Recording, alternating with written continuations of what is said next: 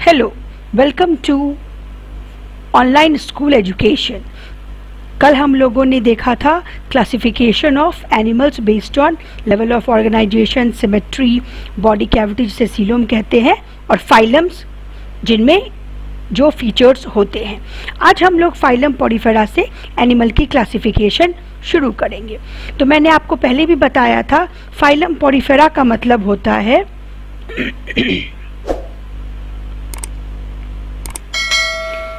पॉडीफेरा का मतलब होता है पोर बियरिंग एनिमल्स, जिसके बॉडी में पूरे पोर्स हो। यहाँ आप देख सकते हैं डायग्राम में, ये जो डॉट डॉट स्ट्रक्चर है ये पोर्स है जो वाटर अंदर लेता है और वाटर जिसके थ्रू वाटर इनलेट होता है, वाटर अंदर जाता है। पॉडीफेरन्स को कॉमनली क्या हम लोग बोलते हैं? स्पॉन्जेस बोलते हैं। ये जनरली मराइन होते हैं। मराइन का मतलब क्या होता है? जो सॉल्टी वाटर में मिलते हैं उनको हम लोग मराइन एनिमल्स बोलते हैं। ठीक है, एक्वेटिक एनिमल्स नहीं, मराइन एनिमल्स और फ्रेश वाटर एनिमल्स, दो टाइप के एनिमल्स होते हैं। तो मराइन का मतलब क्या हो गया? मराइन का मतलब हो गया सॉल्टी वाटर। इनका सिमेट्री कैसा होता है? ये एसिमेट्रिकल होते हैं, मतलब कोई भी लाइन बॉडी से ऐसा नहीं होगा जो बॉडी को दो इक्वल पार्ट्स में डिवाइड कर सके। ये प्रिमिटिव मल्टी सेल्यूलर एनिमल्स हैं, मतलब कि एक सेल से एक से ज़्यादा सेल का जो ग्रुपिंग है वो पहली बार किस एनिमल में मिला? वो पहली बार पॉडीफेरन्स में देखा गया था। इसमें cellular level of body organisation है। तो मैंने बताया था सेल्यूलर लेवल, मैंने पहले आप लोगों को बताया था कि cellular level of body organisation का मतलब होता है बॉडी जो है वो बहुत सारे सेल्स के बने हुए हैं, और ये सेल्स जो है ये आपस में वेल ऑर्गेनाइज नहीं है सेल के हायर लेवल टिश्यू को बनाने के लिए। इसके बाद इन एनिमल्स में एक वाटर ट्रांसपोर्ट सिस्टम होता है जिसको हम लोग वाटर कैनाल सिस्टम भी बोलते हैं। ये वाटर कैनाल सिस्टम होता क्या है? तो आप देख रहे होंगे ये इसके पूरे बॉडी पे क्या है? ये हाइड्रा है, इसका नाम हाइड्रा है। इसके पूरे बॉडी पे छोटे छोटे पोर हैं, और इसका जो एपेक्स है बॉडी का, जिसको आप एपेक्स कह सकते हैं, वहाँ पे भी एक पोर है। ठीक है, तो पूरे बॉडी में जो होता है वो माइन्यूट पोर्स, माइन्यूट मतलब बहुत छोटे छोटे पोर्स होते हैं, जिन्हें हम क्या कहते हैं? ऑस्टिया कहते हैं। और एक बड़ा सा ओपनिंग होता है बिल्कुल माउथ के टिप पे, जिसको हम लोग क्या कहते हैं? ऑस्कुलम कहते हैं। ये ऑस्टिया से पूरा water body cavity, central body cavity एक होती है जिसको हम लोग बोलते हैं स्पॉन्जोसील। तो सारा वाटर जो है वो in ostia small pores, minute pores से होकर अंदर जाता है, बॉडी कैविटी में जाता है। अगर उस वाटर में कोई खाना है तो डाइजेस्टिव सिस्टम में डाइजेस्टिव ट्रैक्ट उसको एब्जॉर्ब करता है, बॉडी के सेल्स उसको एब्जॉर्ब करते हैं, क्योंकि बॉडी में केवल सेल्स हैं तो सेल्स उनको एब्जॉर्ब करते हैं। अगर उसमें गैमेट्स है तो गैमेट्स अपना काम करते हैं फर्टिलाइजेशन का, और जब सब काम हो जाता है तो जो वाटर बचता है, क्योंकि कंटिन्यूअस वाटर का इनलेट होते रहता है, तो जो वाटर बचता है वो ऑस्कुलम से बाहर निकल जाता है। ठीक है, अब ये यहाँ पे लिखा हुआ है, ये जो पाथवे है वाटर का, ये किस चीज़ में हेल्प करता है? फूड गैदरिंग में हेल्प करता है, रिस्पिरेटरी एक्सचेंज में हेल्प करता है। ऑक्सीजन को बॉडी ले लेता है और कार्बन डाइऑक्साइड सेल से डिफ्यूजन प्रोसेस से, सिंपल डिफ्यूजन से आउटलेट वाटर के साथ बाहर निकल जाते हैं पानी में मिलके। रिमूवल ऑफ वेस्ट, जो वेस्ट प्रोडक्ट बनते हैं इनके, वो भी एक्सक्रीटरी वेस्ट, ठीक है, वो भी इस पानी के साथ ही निकल जाता है।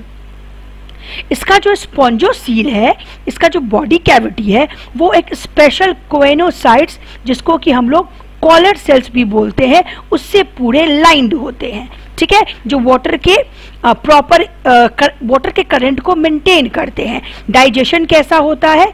तो डाइजेशन होता है इंट्रासेल्यूलर। इंट्रासेल्यूलर का मतलब सेल्स के अंदर ही डाइजेशन हो जाता है। ठीक है, बॉडी इज सपोर्टेड बाय, सबसे इंपॉर्टेंट फीचर जो इन पॉडीफेरन्स का होता है वो होता है इनका वेल डेवलप्ड स्केलेटन। ये मैंने पहले बताया कि ये बहुत सॉफ्ट बॉडीड एनिमल्स है, इसीलिए इनको स्पॉन्जेस कहते हैं। ठीक है, अब इतनी सॉफ्ट बॉडी है और मरीन वाटर में रहते हैं। ठीक है, तो इनको हर चीज़ का, हर एनिमल से डेंजर रहता है, इसीलिए नेचर ने इनको एक एक्सोस्केलेटन दिया है जो बना होता है स्पिक्यूल्स या स्पॉन्जिन फाइबर्स का। आगे चल के हम लोग पढ़ेंगे कि इन्हीं स्पिक्यूल्स के बेसिस पे हम लोग फाइलम पॉरीफेरा को डिफरेंट क्लासेस में क्लासिफाई करते हैं। सेक्सेस आर नॉट सेपरेट, मतलब कि मेल और फीमेल बॉडी अलग अलग नहीं होती है। मेल और फीमेल पार्ट जो होता है वो एक ही बॉडी में होता है। ऐसे ऑर्गेनिज्म जिनमें मेल और फीमेल पार्ट एक ही बॉडी में हो, ऐसे ऑर्गेनिज्म्स को हम हर्माफ्रोडाइट कहते हैं। ठीक है, एग्स फीमेल गैमेट और स्पर्म्स मेल गैमेट। ये एग और स्पर्म जो है ये सेम इंडिविजुअल प्रोड्यूस करते हैं, ये सेम इंडिविजुअल प्रोड्यूस करते हैं। एसेक्सुअल रिप्रोडक्शन कैसे होता है? फ्रेगमेंटेशन से होता है, मतलब बॉडी फ्रेगमेंट्स में, टुकड़ों में टूट जाती है और हर फ्रेगमेंट के पास ये कैपेसिटी होता है कि वो एक फुल फ्लेज्ड ऑर्गेनिज्म बना सके। ठीक है, सेक्सुअली रिप्रोडक्शन कैसे होता है? गैमेट्स बनते हैं, मेल गैमेट फीमेल गैमेट, जो मैंने आपको बताया इनलेट वाटर के साथ गैमेट्स भी आ सकते हैं और अंदर में जो फीमेल गैमेट होगा उनके साथ फ्यूजन भी होता है। फर्टिलाइजेशन कैसा है? बॉडी के अंदर फर्टिलाइजेशन होता है, वाटर में कहीं बाहर में फर्टिलाइजेशन नहीं होता है, बॉडी के अंदर फर्टिलाइजेशन होता है। ऐसे फर्टिलाइजेशन का मतलब क्या होता है? Union of male and female gamete, union of sperm and ovum, हाँ, तो उसको बोलते हैं फर्टिलाइजेशन। इंटरनल मतलब बॉडी के अंदर होता है। डेवलपमेंट जो है वो कैसा है? डेवलपमेंट जो है वो इनडायरेक्ट है। डेवलपमेंट कैसा है? इनडायरेक्ट है। अब डायरेक्ट डेवलपमेंट भी दो तरह का हो गया, इनडायरेक्ट है मतलब कि डायरेक्ट डेवलपमेंट भी होता होगा। अब इनडायरेक्ट डेवलपमेंट पहले जान लेते हैं। इनडायरेक्ट डेवलपमेंट का मतलब ये होता है, ये ऑर्गेनिज्म है, मेल और फीमेल गैमेट के फ्यूजन से क्या बनेगा? जाइगोट बनेगा। वो जाइगोट जो होता है वो एक लार्वल स्टेज से होके गुजरता है। ठीक है, ये जाइगोट बनेगा। ठीक है, जाइगोट बनेगा, मेल और फीमेल गैमेट के फ्यूजन से क्या बनेगा? जाइगोट बनेगा। जाइगोट से क्या बनता है? ये जो जाइगोट बनेगा इससे क्या बनता है? एक लार्वल स्टेज बनता है, एक लार्वा बनता है।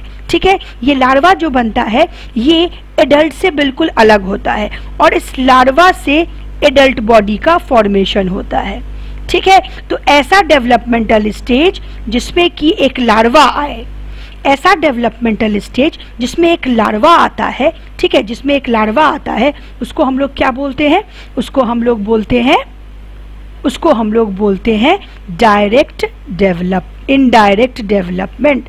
जिसमें लार्वा बनेगा उसको क्या बोलेंगे? Indirect development. ये लार्वा जो होता है ये एडल्ट से बिल्कुल डिफरेंट होता है। कैसा होता है? डिफरेंट होता है। ठीक है, तो ऐसे डेवलपमेंट को हम बोलेंगे इनडायरेक्ट डेवलपमेंट, जिसमें एक क्या होगा? लार्वल स्टेज होगा। ठीक है, जो कि बिल्कुल बाहर से देखने में एडल्ट से बिल्कुल ही डिफरेंट होगा, वैसे को हम बोलते हैं इनडायरेक्ट डेवलपमेंट। और जिसमें हम लोग का डेवलपमेंट कैसा है? ह्यूमन बींग्स का डेवलपमेंट डायरेक्ट है। इससे आपको समझ में आ जाएगा कि डायरेक्ट डेवलपमेंट और इनडायरेक्ट डेवलपमेंट क्या होता है। अब इसके कुछ एग्जाम्पल्स देख लेते हैं। तो साइकॉन इसका सबसे अच्छा एग्जाम्पल है। इसका सिंपल नेम है साइफा। स्पॉन्जिला बहुत ही इंपॉर्टेंट है क्योंकि हम लोगों ने क्या पढ़ा है? स्पॉन्जेस जनरली कैसे होते हैं?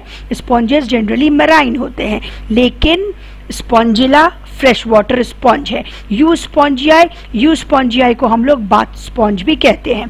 तो आज आप लोगों ने फाइलम पॉरीफेरा पूरा पढ़ा। जितने पॉइंट्स मैंने बोले हैं वो सारे इंपॉर्टेंट है, आप चाहे तो इनसे नोट्स भी बना सकते हैं। ठीक है, बाय स्टूडेंट्स।